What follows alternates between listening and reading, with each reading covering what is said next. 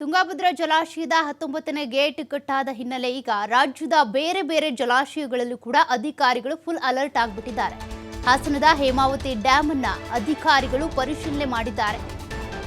ಈಗಾಗಲೇ Tungabhadra ಡ್ಯಾಮ್ನ 19ನೇ crust gate cut ಆಗಿ ಕೊಚ್ಕೊಂಡು ಹೋಗಿರೋದ್ರಿಂದ ಅಪಾರ ಪ್ರಮಾಣದ ನೀರು ಪೋಲಾಗ್ತಾ ಇದೆ. ಹೀಗಾಗಿ ಬೇರೆ ಬೇರೆ ಡ್ಯಾಮ್ಗಳನ್ನು ಕೂಡ ಪರಿಶೀಲಿಸ್ತಾ ಇದ್ದಾರೆ.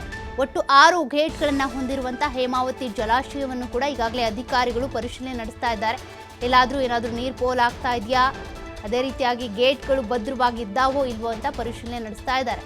ಡ್ಯಾಮ್ ಭದ್ರತೆಯ ಬಗ್ಗೆ ಎಇಇ ಅರುಣ್ ಅವರು ಮಾಹಿತಿಯನ್ನು ಪಡ್ಕೊಂಡಿದ್ದಾರೆ.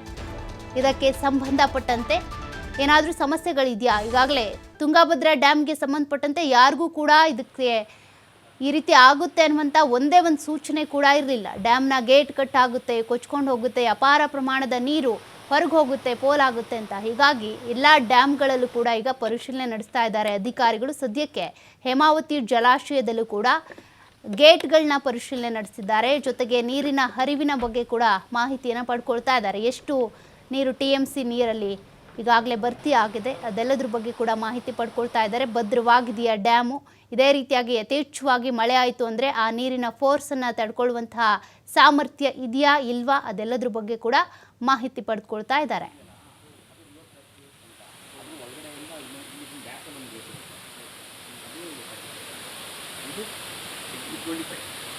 ಆರು ರೇಡಿಯಲ್ ಗೇಟ್ಸ್ ಬರುತ್ತೆ ಸರ್.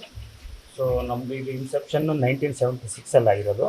ಅಲ್ಲಿಂದ ಇಲ್ಲಿವರೆಗೆ ಪಿರಿಯಾಡಿಕಲಿ ಮೇಂಟೆನೆನ್ಸ್ ಮಾಡ್ಕೊಂಡು ಬಂದಿದ್ದಾರೆ, ಈಗಲೂ ಮಾಡ್ತಾ ಇದ್ದೀವಿ. ಸೊ ದಟ್ ನಮ್ಗೆ ಯಾವುದೇ ಥರ ಗೇಟಿಂಗ್ ವಿಚಾರವಾಗಿ ಯಾವುದೇ ಥರ ಇಶ್ಯೂಸ್ ಇಲ್ಲ.